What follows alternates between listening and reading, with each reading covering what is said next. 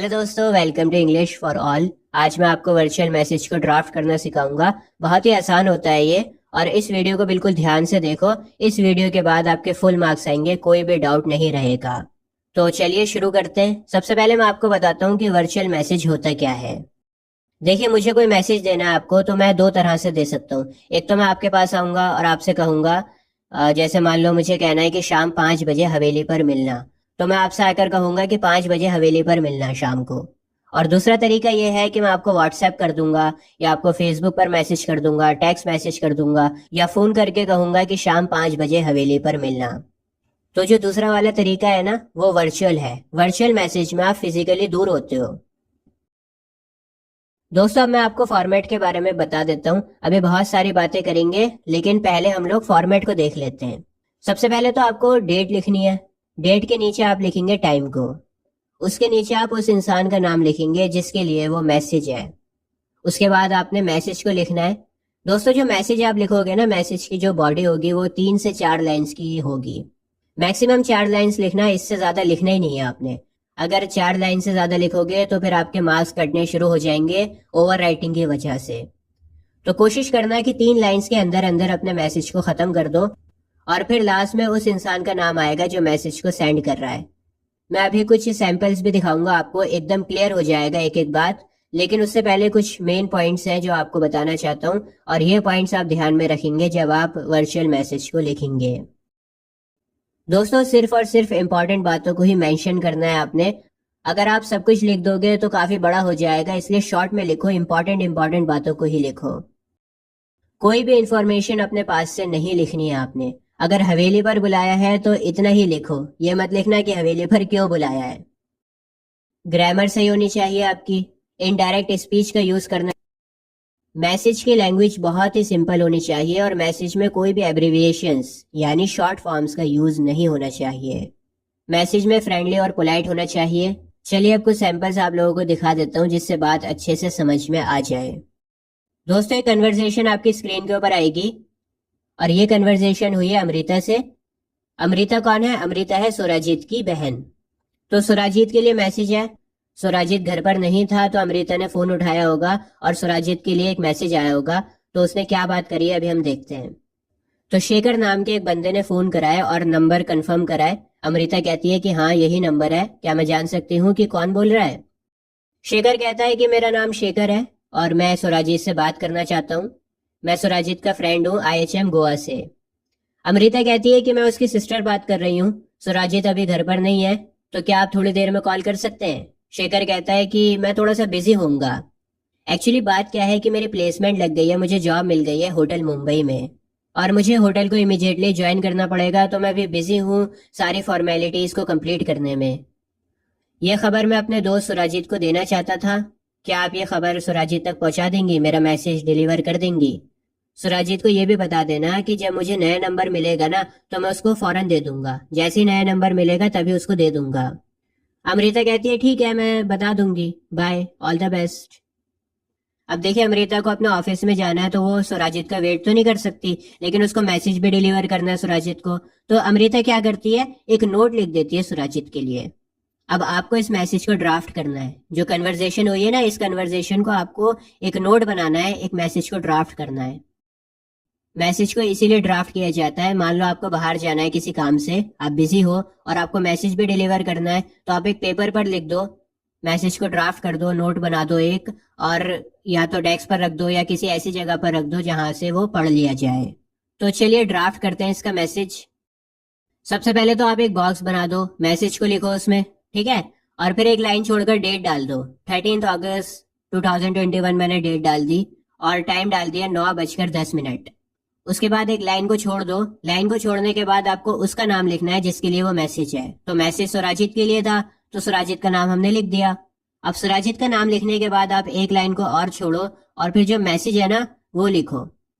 Mister Shekhar, your friend from IHM Goa called up when you were not home. He called up to give news about his placement at Hotel Mumbai. He stated that he would be busy in completing formalities of joining. He would let you know of his new cell phone number very soon. बस इतना simple था। आपने बता दिया है कि तुम्हारा जो दोस्त था शेखर IHM गोवा से, उसने कॉल करी थी जब तुम घर पर नहीं थे, और उसने बताया कि उसकी प्लेसमेंट लग गई है होटल मुंबई में। वो काफी बिजी भी होगा अपनी फॉर्मेलिटीज को कंप्लीट करने में, और उसने कहा कि जब उसको नया नंबर मिलेगा तो वो तुम्हें बता देगा। इसके बाद आप एक लाइन और छोड़ दो और फिर आप लिखो अमृता, मतलब जो मैसेज को बता रहा है ना, जिसने मैसेज को रिसीव करा है, उसका नाम आएगा। अमृता ने कॉल को रिसीव करा था, उसकी बहन थी, तो इसीलिए हमने अमृता का नाम लिख दिया। अब देखिए एक क्वेश्चन और आपकी स्क्रीन के ऊपर। यहाँ पर क्या हुआ है कि प्रियंका नाम की एक पर्सनल असिस्टेंट है। असिस्टेंट किसकी है? मिसेस सेन की है। अब होता क्या है कि मिसेस सेन अटेंड कर रही है एक मीटिंग को और बिजी हैं, और पीछे से मिस्टर गर्ग की कॉल आती है।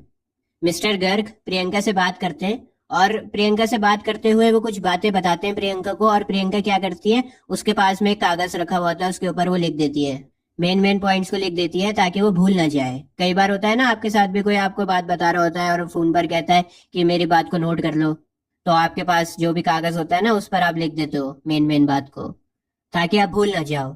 उसी तरह से प्रियंका भी कुछ बातों को नोट कर लेती है मेन जो मिस्टर गर्ग ने उसे बताई हैं, और ये मैसेज उसको किसको देना है? मिसेस सेन को देना है। तो यहाँ पर लिखा हुआ है mister Garg wrong up 5 PM। Mister Garg ने 5 बजे कॉल करा और उन्होंने बताया कि उन्हें सीडीज और पोस्टर्स मिल चुके हैं।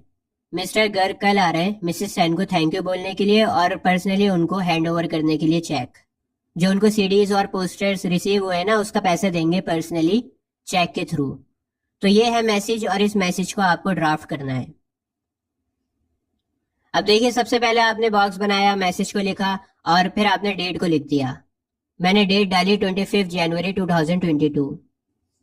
इसके नीचे आपने टाइम लिखा, 4 बजे का टाइम लिख दिया मैंने, और फिर आपने लिखा मिसेस सेन, क्योंकि ये मैसेज मिसेस सेन के लिए है तो मैंने उनका नाम लिख दिया। अब कॉमा लगाकर एक लाइन को छोड़ दो और फिर मैसेज को लिख दो कि क्या मैसेज है। मैसेज क्या था? मैसेज ये था, mister Garg called you up at 4 PM stating that he had received the CDs and the posters. Mister Garg ने कॉल करी थी 4 बजे और उन्होंने कहा कि उन्हें सीडीज और पोस्टर्स मिल चुके हैं। He will be coming tomorrow to thank you and hand over the cheque personally. वो कल आ रहे हैं तुम्हें थैंक यू बोलने के लिए और चेक देने के लिए। इसके बाद एक लाइन छोड़ दो, और प्रियंका यहाँ पर इसलिए लिखा है क्योंकि ये जो मैसेज रिसीव किया था वो प्रियंका ने करा था। प्रियंका ने बात करी थी मिस्टर गर्ग से फोन के ऊपर, और प्रियंका ये मैसेज को लिख रही है तो इसलिए उसने अपना नाम लिखा है। दोस्तों एक कन्वर्सेशन और है आपके स्क्रीन के ऊपर। यहाँ पर कन्वर्सेशन हुई है आशना और मिस्टर सिंह के बीच में। तो आशना ने फोन करा और कहा, hello may I speak to Ranjit please, क्या मैं रणजीत से बात कर सकती हूँ? अब मिस्टर सिंह ने फोन उठाया और कहा कि रणजीत तो स्कूल के लिए रेडी हो रहा है। मैं I know who is speaking, क्या मैं जान सकता हूँ कौन बात कर रहा है? आशना ने कहा, my name is Aashna, I am Ranjit classmate. मेरा नाम आशना है और मैं रणजीत की क्लासमेट हूँ। मिस्टर सिंह ने कहा, hello Aashna, I am Ranjit father, is there any message? मैं रणजीत का फादर हूँ, क्या कोई मैसेज है? आशना ने कहा, हाँ एक मैसेज है। Please ask him to bring his biology notebook to school today. Please आप उससे कहना कि अपने बायोलॉजी की नोटबुक को स्कूल में लेकर आए आज। I was absent from school due to illness. मैं एबसेंट थी स्कूल से बीमारी की वजह से। I would like to see the notes which our biology teacher gave to the class during my absence. मैं देखना चाहती हूँ उन नोट्स को जो बायोलॉजी टीचर ने दिए थे जब मैं क्लास में एब्सेंट थी। बीमारी की वजह से जब मैं क्लास में नहीं आ पाई थी, तो उन नोट्स को मैं देखना चाहती हूँ जो मेरे पीछे से क्लास में टीचर ने दिए थे। तो आप प्लीज रणजीत से कहना कि अपनी बायोलॉजी की नोटबुक को आज ले आए। मिस्टर सिंह कहते हैं, ठीक है मैं कह दूंगा रणजीत से। अब मिस्टर सिंह को जाना है मॉर्निंग वॉक पर, तो वो रणजीत के लिए एक मैसेज को ड्राफ्ट करते हैं। कैसे ड्राफ्ट करेंगे अब देखते हैं आगे। सबसे पहले एक बॉक्स बनाया, मैसेज को लिखा और डेट डाली 19 सितंबर 2021। उसके बाद टाइम लिखा 7 AM। अब ये मैसेज किसके लिए है? सन के लिए है, रणजीत के लिए है। आप रणजीत भी लिख सकते हो, आप सन भी लिख सकते हो, एक ही बात है, क्योंकि यहाँ पर मिस्टर सिंह लिख रहे हैं ना मैसेज को, और रणजीत कौन है? मिस्टर सिंह का बच्चा है, तो वो सन भी लिख सकते हैं और रणजीत भी लिख सकते हैं, एक ही बात है। तो यहाँ पर मैंने सन लिखा है, आप रणजीत भी लिख सकते हो। एक लाइन छोड़ देना, उसके नीचे मैसेज को लिखो, your friend Aashna told to bring your biology notebook to school today as she was absent due to illness. तुम्हारी दोस्त आशना ने मुझसे कहा था कि आज तुम बायोलॉजी की नोटबुक लेकर जाना स्कूल में, क्योंकि वो एब्सेंट थी इलनेस की वजह से। She wanted to see the notes which your biology teacher has given. वो उन नोट्स को देखना चाहती है जो तुम्हारे बायोलॉजी के टीचर ने दिए थे। Leaving this message since I am going to my morning walk. मैं ये मैसेज छोड़ रहा हूँ तुम्हारे लिए क्योंकि मैं मॉर्निंग वॉक के लिए जा रहा हूँ। एक लाइन छोड़ देना, उसके बाद मिस्टर सिंह लिखा हुआ है क्योंकि मैसेज मिस्टर सिंह ने लिखा है। तो इस तरह से आपको वर्चुअल मैसेज को ड्राफ्ट करना है। बहुत आसान होता है ये, उम्मीद है आपको समझ में आया होगा।